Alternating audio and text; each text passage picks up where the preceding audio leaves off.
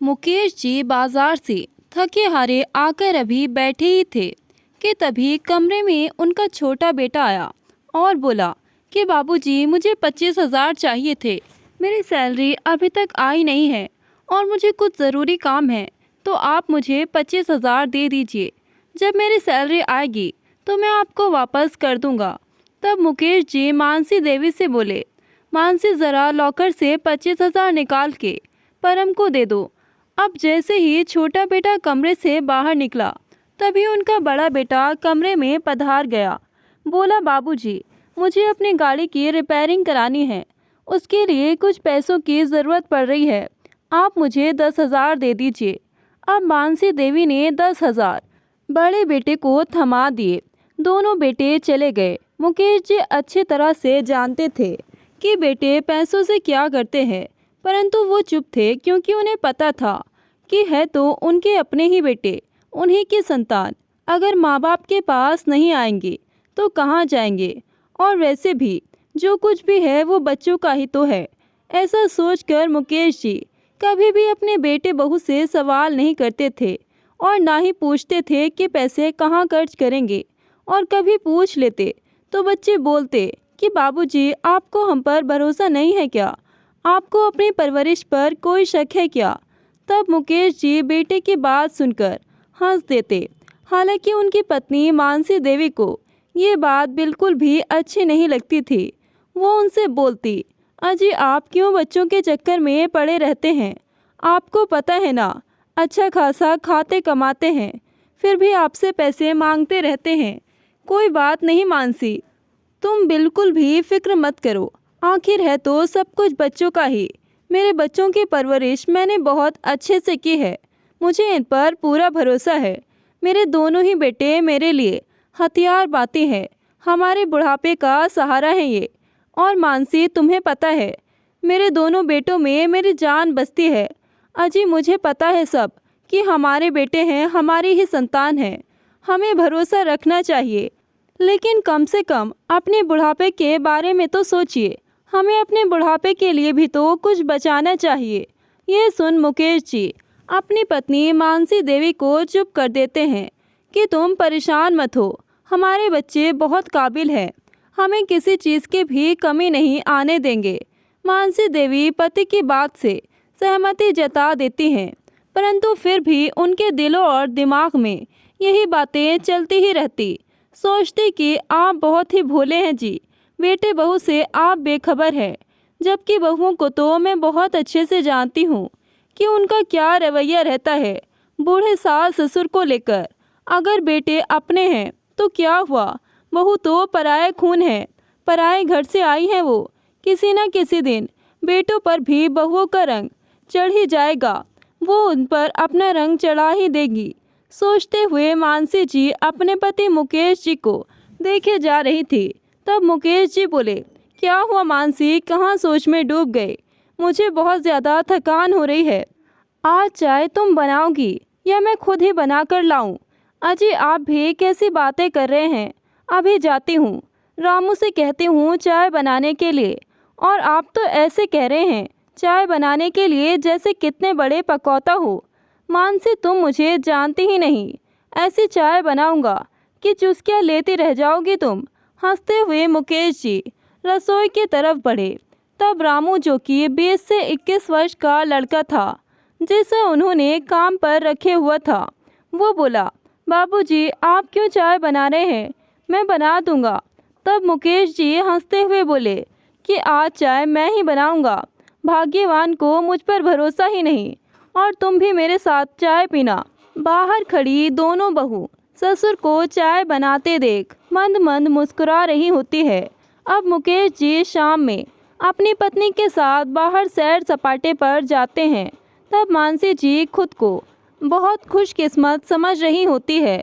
उनका जीवन बहुत ही अच्छा गुजर रहा था, क्योंकि उन्हें मुकेश जी जैसा सोचने समझने और प्यार करने वाला व्यक्ति मिला था उनके पति के रूप में। लेकिन कहते हैं ना, खुशियों को नज़र लग ही जाती है। कुछ ऐसा ही मानसी देवी और मुकेश जी के साथ हुआ। जब रास्ते से जा रहे होते हैं तब एक वाहन ने आकर उन्हें ऐसी टक्कर मारी जिससे दोनों पति पत्नी का एक्सीडेंट हो गया।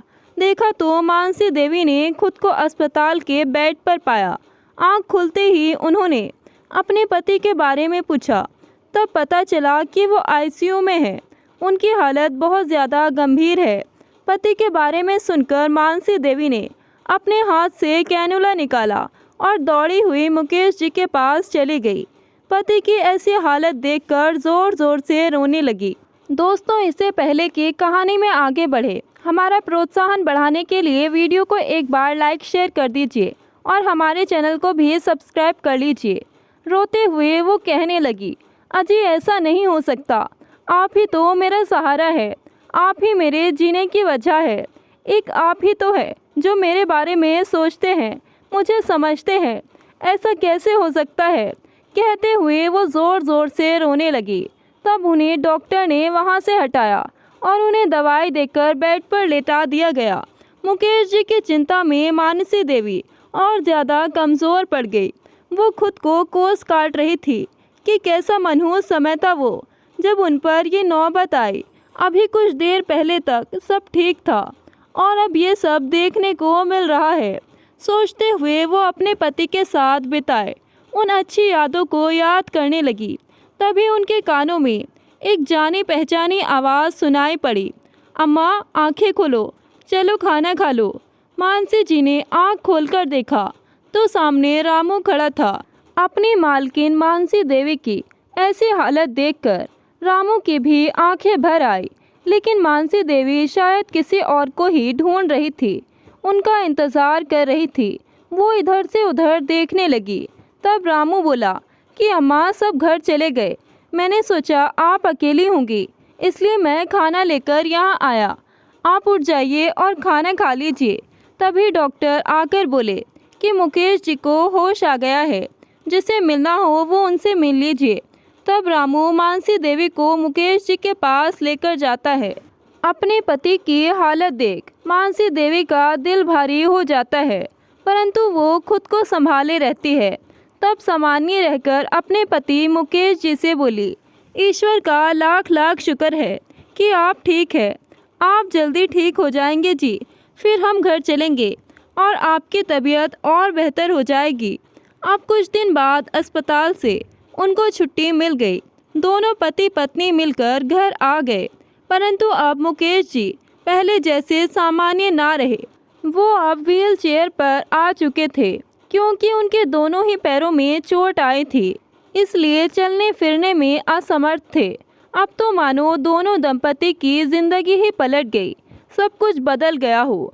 बेटे बहू का उनको लेकर व्यवहार बदल चुका था। मुकेश जी और मानसी देवी कभी बेटे बहुओं की आंखों का तारा होते थे, अब वही माँ बाप बेटे बहू की नज़रों में खटकने लगे थे। उनको वो बोझ दिखने लगे। मुकेश जी कोई भी काम करने में असमर्थ थे। उनका जितना भी काम होता वो उनकी पत्नी मानसी देवी किया करती थी। दवा पानी, खाना खिलाना, कपड़े बदलवाना, नहाना धुलाना सब मानसी देवी ही किया करती थी और कुछ मदद उनकी रामू भी कर दिया करता। बेटे बहू को इससे कोई मतलब ना होता, वो तो बस अपनी ज़िंदगी में ऐश से थे। ज़िंदगी गुजर रही थी, बस अपने ही काम अच्छे लगते थे उनको। अब एक दिन रामू घर पर नहीं होता है और मानसी देवी की भी तबीयत थोड़ी ख़राब थी। उन्होंने अपनी छोटी बहू टीना से कहा, टीना बहू मेरे और अपने बाबूजी के लिए कम नमक मिर्ची वाला दलिया बना देना ज़रा, मेरी थोड़ी तबीयत ठीक नहीं है, सर दर्द हो रहा है, वरना मैं खुद ही बना लेती। तब बहू टीना तमकते हुए बोली, क्या हो गया माँ आपको? अगर बाबूजी की तबीयत ख़राब है तो आप तो ठीक है ना, आप क्यों नहीं कर लेती कोई काम? और क्या हुआ, सर दर्द है तो? मेरे भी कितना सर दर्द रहता है सारा दिन, मेरे भी अपने काम होते हैं, कितना काम करती हूँ मैं, बस आपको तो अपनी ही पड़ी रहती है। कितने दिन हो गए आपको और बाबूजी को बीमार होते हुए, पता नहीं और कितने दिन आप लोग ऐसे ही पड़े रहेंगे। बहू मैंने ज़रा से दलिया के लिए ही तो कहा है, तुम इतना मुझ पर क्यों भड़क रही हो और अपने बाबूजी के लिए ये अनाप शनाप क्यों बोल रही हो? ज़रा सा दलिया नहीं है माँ जी, अभी दलिए के लिए कह रही हो, थोड़ी देर में किसी और काम के लिए कहेंगी तो बस मैं सारा दिन आपकी ही चाकरी में लगी रहूँगी। मुझसे मत कहा करो ये सब। मुझे मेरे बच्चों का भी देखना होता है और अपने पति को भी देखना होता है। और आपको पता है पिछले कुछ दिनों से घर में क्या हालत हो रही है, क्या माहौल चल रहा है। आप लोगों की वजह से मैं अपनी सहेलियों की किटी पार्टी में भी नहीं जा पाई और ना ही कोई फ़न कर रही हूँ। हर चीज़ में रुकावट डाल रखी है। पता नहीं और कब तक मुझे ये सब बर्दाश्त करना होगा। ऐसा लग रहा है जैसे किसी कैद में रह रही हूँ। आप लोग तो बूढ़े हो चुके हैं, आपको क्यों समझ आएगी मेरी फीलिंग्स, कहकर बहू अपने कमरे में चली गई। मानसी देवी बहू का ऐसा रूप देख दंग रह गई। उनको अपनी आंखों पर विश्वास ना हुआ। उनकी आंखों से झरझर आंसू बहने लगे। फिर खुद को संभाला। ऐसे ही वो कभी अपने बेटों से दवा या फल फ्रूट के लिए कह देती, तब बेटे भी उनको धुतकार देते, उन्हें खरी खोटी सुनाते कि पैसे कोई पेड़ पर नहीं होते और ना ही हमारे पास फालतू के पैसे हैं आप पर खर्च करने के लिए। आपको बाबूजी की हालत दिख तो रही है, क्यों उन पर फालतू का खर्चा कर रही हैं आप। अब वो पहले जैसे नहीं होने वाले, चाहे आप कितनी भी कोशिश कर लीजिए, जैसे हैं वैसे ही रहेंगे। फालतू का उन पर पैसा बर्बाद करने की कोई ज़रूरत नहीं है और अगर आपको करना है तो करते रहिए, हमारे पास इतना पैसा नहीं है। बेटों की ऐसी बात सुनकर मानसी देवी का कलेजा छलनी हो रहा था। बेटों की बातें उन्हें तीर की तरह चुभ रही थी। मानसी देवी भी ये सारी बातें जानती थी कि बेटे को सब सिखाने वाली बहुएं ही हैं, जो सास ससुर को बिल्कुल समझती ही नहीं, बेटों को उनके खिलाफ करती है। तब मानसी देवी सोच में डूब जाती है कि ये वही बेटे हैं, वही पुत्र हैं जो ज़रा ज़रा सी बात के लिए बाबूजी बाबूजी कहते हुए उनकी चापलूसी किया करते थे और उनसे पैसे ले लेते थे। और आज ज़रा से खर्च के लिए मजबूरी में ये हमसे मुंह मोड़ रहे हैं। जब आज हमें इनकी ज़रूरत है, हम बेबस मजबूर हैं, तो हमें दूध में से मक्खी की तरह निकाल कर फेंक रहे हैं। मानसी देवी काफ़ी गुस्सा होती है, पर अपना गुस्सा किस पर निकाले, कौन उनकी सुनेगा। अब वो अपने कमरे में गई, देखा तो मुकेश जी की आंखें आंसुओं से भरी हुई थी, वो रो रहे थे। तब वो बोले, पता है मानसी, मैं अपने बेटों को कितना काबिल समझता था। हालांकि वो काबिल भी है, लेकिन मुझे उन पर इतना विश्वास था, अपनी परवरिश पर इतना भरोसा था। मैं अपने बेटों को अपने दोनों हाथ समझता था, अपने बुढ़ापे का सहारा समझता था। लेकिन आज जब हम दोनों मुसीबत में हैं, बेबस मजबूर है, तो हमें ये दिन देखने को मिल रहे हैं। ये दिन दिखा रहे हैं ये लोग जैसे हमारा कुछ है ही नहीं। मैंने बेटों को किसी भी चीज़ की कभी कमी नहीं आने दी और ना ही मना किया, हमेशा दोनों को बराबर का हक दिया।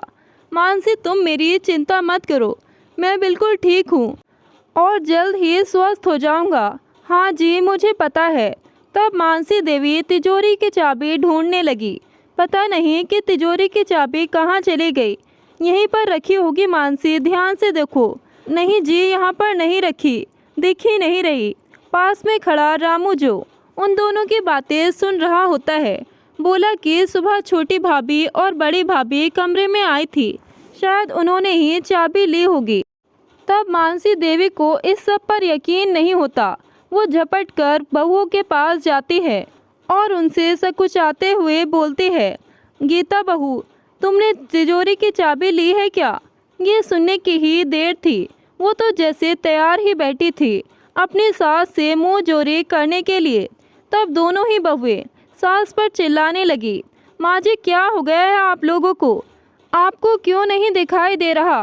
कितना पैसा हम बाबूजी पर लगा चुके हैं, क्यों पानी की तरह पैसा बहाए जा रही हो? उन पर कौन सी खान भर रखी है आपने पैसों की, जो बिल्कुल भी फिक्र नहीं है आपको? ज़रा सा ध्यान तो लगाओ। दिख रहा है ना बाबूजी, अब किसी काम के नहीं रहे, ना ही वो कोई काम कर पाएंगे, तो फिर क्यों बर्बाद किए जा रहे हैं पैसा? अरे हमारे लिए भी तो सोचिए, हमारे लिए भी कुछ पैसे बचा कर रखिए। घर के कितने खर्च होते हैं, राशन पानी, बिजली का बिल, बच्चों की फीस हम अच्छी तरह से जानते हैं, लेकिन आपको तो कुछ पता ही नहीं। आप तो बस अपने पति के मोह में पड़ी हैं। पता नहीं बुढ़ापे में ठीक करके क्या ही कर लेंगी आप उनका। बुढ़ापे में 4 बीमारियां तो लगी ही रहती है। बहू बेशर्मी से बोली। हाँ मम्मी जी, भाभी बिल्कुल ठीक कह रही हैं। तब छोटी बहू भी बड़ी बहू का साथ देते हुए बोली। मैं गलत कब कहती हूँ टीना, लेकिन मेरी सुनता ही कौन है इस घर में।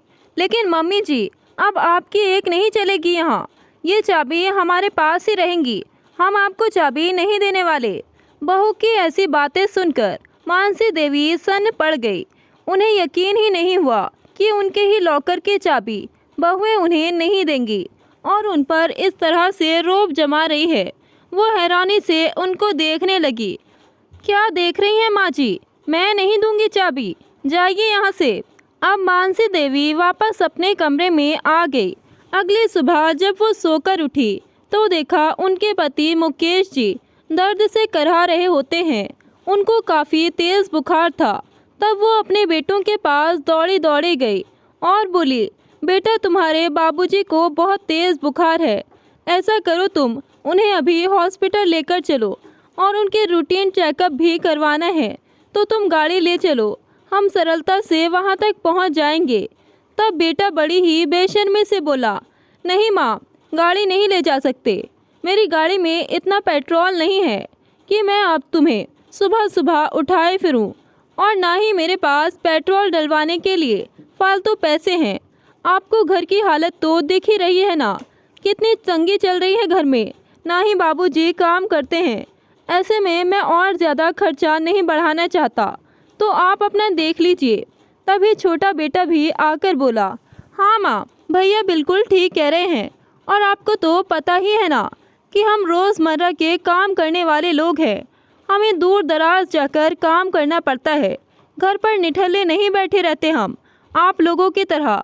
आप लोग तो सारा दिन निठल्ले से बैठे रहते हैं, और बस हम तो आपके कभी डॉक्टर के पास तो कभी हॉस्पिटल में चेकअप करवाते फिरेंगे।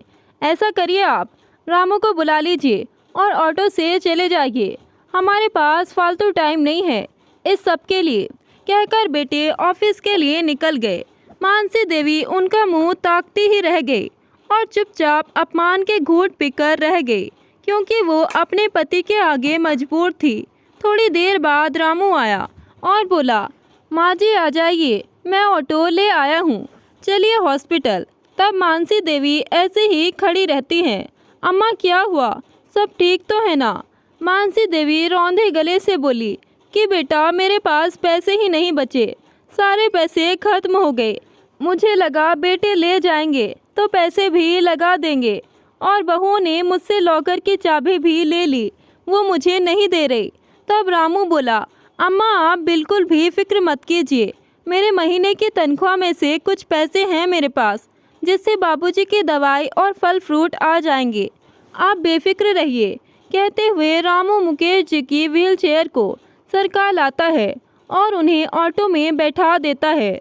अब मानसी देवी को थोड़ी हिम्मत मिलती है कि इस दुख की घड़ी में कोई तो उनके साथ है, कोई तो उनका अपना है। रामू भले ही उनके घर का नौकर था, लेकिन बेटे बहू से बढ़कर उनकी सेवा करता था। रामू उन्हें अस्पताल लेकर जाता है और डॉक्टर को दिखाता है। रास्ते में आते हुए उनके लिए कुछ फल फ्रूट और ज़रूरत का सामान खरीद लेता है। तब मानसी देवी बोली कि इस मुसीबत के समय में, इस दुख की घड़ी में, जब मेरे बेटे बहू ने मुझसे पल्ला झाड़ लिया, तब बेटा तू हमारी मदद कर रहा है, हम तेरे हमेशा शुक्रगुजार रहेंगे। तब रामू बोला, अम्मा आप कैसी बातें कर रही हैं, मैं भी तो आपके बेटे की तरह ही हूँ। पता है अम्मा, जब मैं छोटा था तो मेरे माँ बाप मुझे बचपन में ही छोड़कर चल बसे, भगवान को प्यारे हो गए, और मुझे बचपन से ही दादा दादी ने पाला है। अब उनके बाद मैं बिल्कुल अकेला पड़ गया था, जिसके बाद मुझे आपका आसरा मिला। मैं आपको अपने माँ बाप के रूप में ही देखता हूँ, इससे मुझे बहुत ज़्यादा खुशी मिलती है और अकेलापन महसूस भी नहीं होता। रामू की बात सुनकर मानसी देवी उसके सर पर हाथ रखते हुए आशीर्वाद देती है। अब रामू दिन रात अपने मालिक मुकेश जी की सेवा में लगा रहा, उनका ध्यान रखता। अब मुकेश जी पहले से बेहतर होने लगे थे। समय के साथ उनकी तबीयत में सुधार आ गया। अब एक दिन उन्होंने सुबह सुबह अपने बेटे को हॉल में आने के लिए कहा। तब बेटे भड़कते हुए आए और बोले कि बाबूजी, क्यों सुबह सुबह हमें परेशान कर दिया? आपको पता है ना, हमें ऑफिस के लिए लेट हो रहा है। खुद तो आप सारे दिन निठल्ले से ऐसे ही घर में पड़े रहते हैं, कोई काम धंधा तो आपको है नहीं, और हमें भी अपने जैसा ही समझ लिया है आपने। जब देखो तब ऑर्डर देकर बुला लो, जैसे कि कहीं के नवाब हो आप। पर जैसे ही सामने सोफे पर बैठे अपने माँ बाबूजी को और एक व्यक्ति को देखा तो चौंक ही गए। वहाँ पर मुकेश जी और मानसी देवी के साथ साथ एक शख्स और बैठा था जो सूट कोट पहने हुआ था, देखने से पढ़ा लिखा लग रहा था। तब मुकेश जी अपने बेटों से बोले कि तुम शायद भूल सकते हो, लेकिन मैं नहीं भूल सकता। आज मेरी पत्नी मानसी का जन्मदिन है। ये लो मानसी, तुम्हारे लिए तोहफा। सिल्क की साड़ी और ये सोने का हार तुम्हारे लिए ही है, और ये सब कुछ इंतज़ाम मैंने तुम्हारे लिए ही किया है। श्रीमती, लीजिए, केक काटिए। ये देख बेटे बहू चौंक जाते हैं कि आखिर बाबूजी के पास पैसे आए तो आए, कहाँ से आए। बेटों के साथ साथ बहुओं को भी 440 वोल्ट का झटका लगा कि इस लाचार बेबस के पास कहाँ से पैसे आ गए, किस बात के लिए इतना उछल रहा है ये। तब मुकेश जी पूरे स्वाभिमान के साथ बोले, चलो बेटे बहू, अब कान खोलकर मेरी बात सुनो। अपनी पत्नी के जन्मदिन पर मैं तुम्हें भी एक तोहफा देता हूँ, जिसे सुन शायद तुम्हें मिर्ची लगे और तुम्हारी इच्छाएं बढ़ जाए। ये जो सामने व्यक्ति बैठे हैं, ये मेरे वकील हैं और इनसे मैंने अपनी वसीयत लिखवाई है, क्योंकि घर का बंटवारा भी तो करना ही है। अब घर के हालात इतने ख़राब है, घर में इतनी तंगी चल रही है, तो तुम हमें बर्दाश्त नहीं कर पा रहे। अब जब तुम्हें परेशानी हो रही है तो इसका हल भी तो मुझे ही खोजना होगा। आखिर मैं अभी ज़िंदा जो हूँ, मैंने इनसे अपनी वसीयतनामा लिखवाया है बेटा, और ये घर 2 करोड़ 25 लाख में बेच दिया है मैंने। मुकेश जी ने इतना कहा ही था कि बेटे बहू के पैरों तले ज़मीन सरक गई, उनके होश उड़ गए। तब दोनों बेटे चिल्लाते हुए बोले, बाबूजी, आपकी हिम्मत कैसे हुई हमारी बिना मर्जी के ये बंटवारा करने की और ये घर बेचने की? आपको पता है ना कि इसी घर से हमारा काम चलता है, हम यहीं से ऑफिस जाते हैं, और आपने हमसे एक बार भी पूछना ज़रूरी नहीं समझा। तब मुकेश जी चिल्लाकर बोले कि बेटा, अभी मेरी बात पूरी नहीं हुई, पहले पूरा सुनो, बाद में बड़बड़ाना। अपने बाबूजी मुकेश जी का ऐसा रूप देख बेटे बहू सहम गए। अब तो सब लगातार सुनते ही जा रहे थे। वकील साहब, आप ये वसीयत इनको पढ़कर सुनाइए। तब वकील बोला, मैं मुकेश अपने घर, अपनी ज़मीन जायदाद से अपने बेटे बहुओं को बेदखल करता हूँ, और अपनी दुकान से भी मैं बेटे बहू को कोई हिस्सा नहीं दूंगा। उस पर सिर्फ मेरा अधिकार होगा, और जो ये घर मैंने बेचा है उसमें से कुछ पैसे मैं अपने पोते पोती के नाम कर दूंगा, जो उनको बड़े होने और खुद के संभल जाने के बाद मिलेंगे। मेरे घर के दरवाजे हमेशा हमेशा के लिए मेरे पोते पोती के लिए खुले रहेंगे, और बाकी बचे पैसों से मैं एक घर खरीदूंगा, जिसमें मैं, मेरी पत्नी मानसी और हमारा रामू रहेगा, और दुकान का मालिक भी मैं रामू को बनाता हूँ, वही हमारा अब से कारोबार संभालेगा। यह सुन बेटे बहू की सिट्टी पिट्टी गुम हो गई। तब मुकेश जी बोले कि अब तुम्हारे पास हफ्ते भर का समय है, अपने रहने का कोई और इंतज़ाम कर लो, क्योंकि मैं ये घर बेच चुका हूँ। बेटा, मैं इसी भ्रम में था कि मेरे दोनों ही बेटे मेरे लिए बहुत अच्छे हैं, बड़े ही काबिल हैं मेरे बच्चे, अपने माँ बाप से बड़ा ही प्यार करते हैं, बुढ़ापे में हमारा सहारा बनेंगे, हमारा साथ देंगे। लेकिन मैं ये भूल गया था कि ये दुनिया बड़ी ही मतलबी होती है, खून का रिश्ता भी अपना नहीं होता, यहाँ सब अपने स्वार्थ के लिए जीते हैं। मैं ईश्वर का लाख लाख शुक्र अदा करता हूँ कि उसने हमें ये दुख के दिन दिखाए, ये दुख की घड़ियाँ दी, जिससे तुम्हारा असली रूप हमारे सामने आ गया। हम दोनों पति पत्नी इतनी मुसीबत से गुजर रहे थे, और बस तुम्हें पैसों की ही पड़ी थी कि पैसा कैसे बचे। मैं तो कब का इस दुनिया से चला गया होता, वो तो भला हो मेरी पत्नी मानसी और रामू का, जिन्होंने मेरी इतनी सेवा की। ये सब उन्हीं का किया है जो मैं आज तुम्हारे बीच खड़ा हूँ। एक असल बेटा क्या होता है, उसकी सेवा क्या होती है, उसका प्यार क्या होता है, ये रामू ने साबित कर दिया। रामू भले ही हमारा खून ना हो, लेकिन हमारे लिए एक सगे बेटे से बढ़कर रहा।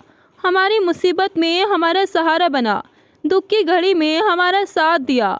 बेटा सुख में तो सब आगे बढ़ जाते हैं साथ देने के लिए, परंतु अपना वही होता है जो दुख में साथ दे, दुख की घड़ी में बराबर साथ खड़ा रहे। बाबूजी क्या हो गया, अगर रामू ने सेवा कर ली तो उसका फ़र्ज़ है, क्योंकि वो इस घर का नौकर है और मालिक की सेवा करना नौकर का फ़र्ज़ होता है। और एक नौकर को आप अपने बेटे की जगह मत दीजिए, और आपकी प्रॉपर्टी पर सिर्फ हमारा अधिकार है, क्योंकि हम आपके बेटे हैं। तब मुकेश जी एक ज़ोरदार तमाचा अपने बड़े बेटे के गाल पर जड़ते हैं। अच्छा, तू सिखाएगा मुझे कि मुझे क्या करना है और क्या नहीं। अगर रामू घर का नौकर है और अगर उसका फ़र्ज़ ये है तो ठीक है, लेकिन तू कौन है, तेरा क्या फ़र्ज़ है, पता है या याद दिलाऊं? ये सुन बेटे का सर शर्म से झुक गया। अब तो बेटे बहू के हाथ में कुछ बचा ही नहीं था, क्या ही कर सकते थे। इसलिए बेटे बहुए माँ बाबूजी के पैरों में गिर पड़े। बाबूजी, हमें माफ़ कर दीजिए, हमसे गलती हो गई। हमें लगा था कि आप ठीक नहीं होंगे, और काम के भी बहुत ज़्यादा चिंता थी हमें, जिसकी वजह से हम चिड़चिड़े हो गए थे और हमने जाने अनजाने में ही ये कर दिया। हमें माफ़ कर दीजिए बाबूजी। अच्छा बेटा, जाने अनजाने में तुमने अपनी माँ को धुतकारा, उसका दिल दुखाया, यहाँ तक कि उसे रुलाया।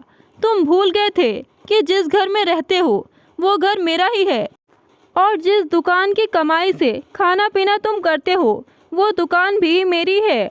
बस अब बहुत हुआ बेटा, मैं तुम्हें कभी माफ़ नहीं कर पाऊँगा। अपना बोरिया बिस्तर बांधने की तैयारी करो और कोई दूसरा ढंग ढूंढ लो। बहुत पैसों का भूत सवार है ना तुम पर। मैं दोबारा तुम्हारे मुँह में नहीं पड़ने वाला। एक बार ही मैंने बहुत बड़ी गलती कर दी। बेटे बहू मुकेश जी के पैरों से हटकर मानसी देवी के पास आते हैं। तब मानसी देवी उनसे मुंह फेर लेती है, क्योंकि मानसी देवी का मन बेटे बहू से पहले ही भर चुका था। उनका दिल बेटे बहू के लिए पत्थर हो चुका था, क्योंकि बेटे बहुओं ने उनके आत्मसम्मान को तार तार किया था और उनके पति को अपमानित किया था, उनके दिल को ठेस पहुंचाई थी। माँ बाबूजी अपने बेटे बहू को माफ़ नहीं कर पाए। अब बेटे बहू घर छोड़कर दूसरे घर में रहने के लिए चले जाते हैं। अब बेटे बहू किराए के मकान पर जाकर रहना, घर का किराया देना और घर खर्च निकालना उनके लिए बहुत भारी पड़ रहा था। लेकिन अब क्या ही कर सकते थे। रामू दुकान को संभाल लेता है और उनका कारोबार अच्छे से चलाता है, और मुकेश जी दूसरा घर ले लेते हैं। उसमें अपनी पत्नी रामू के साथ रहने लगते हैं और खुशी खुशी अपना जीवन यापन करने लगते हैं। दोस्तों, अपने माँ बाप का इतना दिल ना दुखाए, उनका इतना अपमान ना करे कि उनका दिल आपके लिए पत्थर हो जाए और उन्हें आपके खिलाफ कठोर होकर एक फ़ैसला लेना पड़े जो शायद आप बर्दाश्त ही ना कर पाए। इसलिए अपने माता पिता का सदैव सम्मान करें, उनके दुख की घड़ी में उनका साथ दे, क्योंकि उन्होंने आपको बड़े ही नाजों से पाला है, आपका साथ दिया है, आपको इस काबिल बनाया है। इसलिए उनकी मुश्किल घड़ी में उनके साथ खड़े रहे। तो दोस्तों, आपकी क्या राय है इस कहानी को लेकर? मुकेश जी ने जो अपने बेटे बहू के साथ किया वो फैसला सही था कि गलत? कमेंट करके अपनी राय ज़रूर बताएं। कहानी आपको ज़रा भी पसंद आए तो वीडियो को लाइक शेयर करें, और ऐसी ही कहानियाँ सुनने के लिए हमारे चैनल को सब्सक्राइब करें। मिलते हैं एक नई कहानी के साथ। धन्यवाद।